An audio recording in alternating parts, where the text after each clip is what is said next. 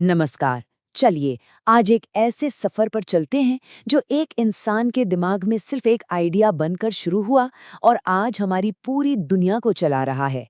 ये कहानी है कंप्यूटर की, एक ऐसी टेक्नोलॉजी की जिसने हमारे जीने, काम करने और एक दूसरे से जुड़ने का तरीका ही बदल दिया।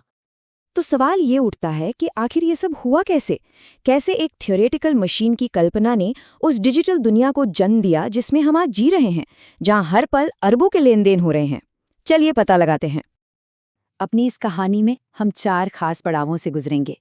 हम सबसे पहले मिलेंगे कंप्यूटर के जनक से, फिर देखेंगे पहले विशाल इलेक्ट्रॉनिक दिमाग को, उसके बाद भारत की जबरदस्त डिजिटल क्रांति को समझेंगे और आखिर में भविष्य की चुनौतियों यानी नए डिजिटल मोर्चे पर बात करेंगे। तो हमारी कहानी की शुरुआत होती कहाँ से है? ये शुरू होती है एक ऐसे शख्स से जिसके पास भविष्य को देखने की एक कमाल की नज़र थी, एक ऐसा विजनरी जिसे आज हम कंप्यूटर का जनक कहते हैं।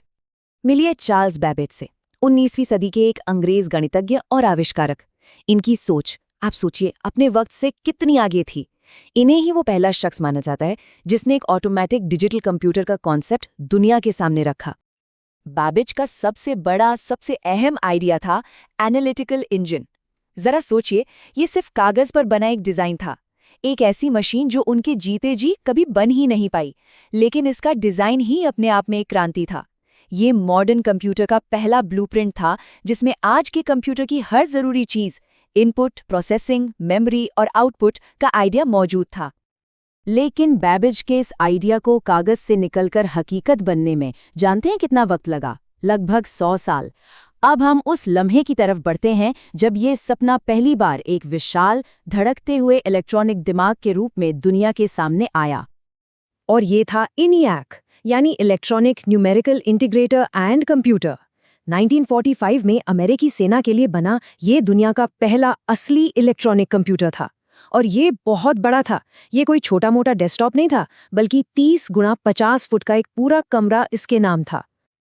तो इतनी बड़ी मशीन चलती कैसी थी?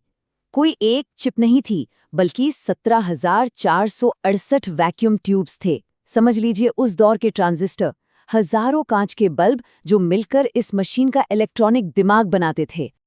पर इन शुरुआती दैत्यों को चलाना कोई आसान काम नहीं था।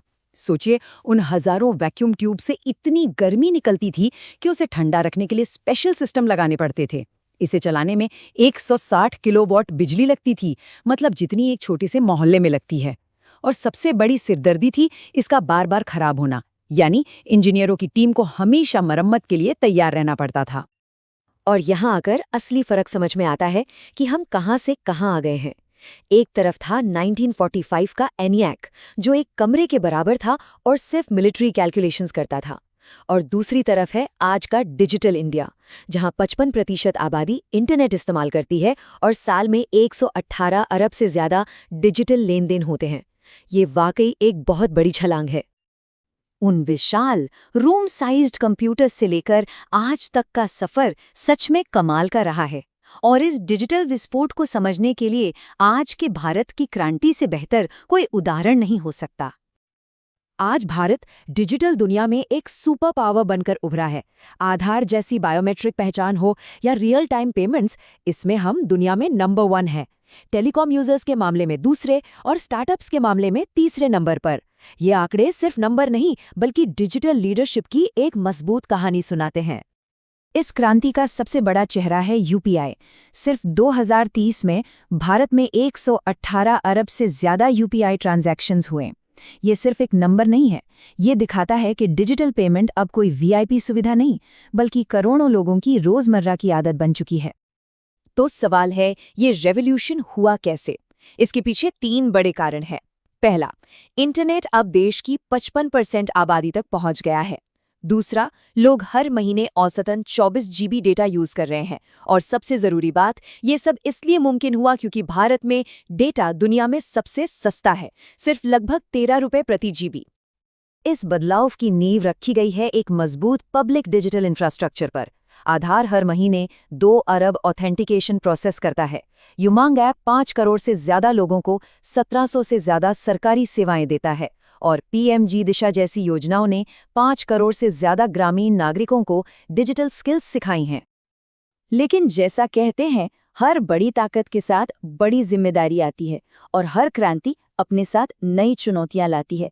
जैसे जैसे हमारी दुनिया ज्यादा कनेक्ट हो रही है, हम एक नए डिजिटल मोर्चे पर खड़े हैं, जहां मौके तो बहुत हैं, लेकिन खतरे भी कम नहीं। रिजर्व बैंक ऑफ इंडिया ने भी हाल ही में इस तरफ इशारा किया है। उनका साफ कहना है कि डिजिटल टेक्नोलॉजी जहां एक तरफ मौके पैदा करती है, वहीं दूसरी तरफ साइबर सिक्योरिटी, डेटा प्राइवेसी और कस्टमर प्रोटेक्शन जैसी गंभीर चुनौतियां भी खड़ी करती है। तो आखिर ये नई चुनौतियां हैं क्या? सबसे पहले तो साइबर हमलों का खतरा, जो पहले से कहीं ज्यादा बढ़ गया है।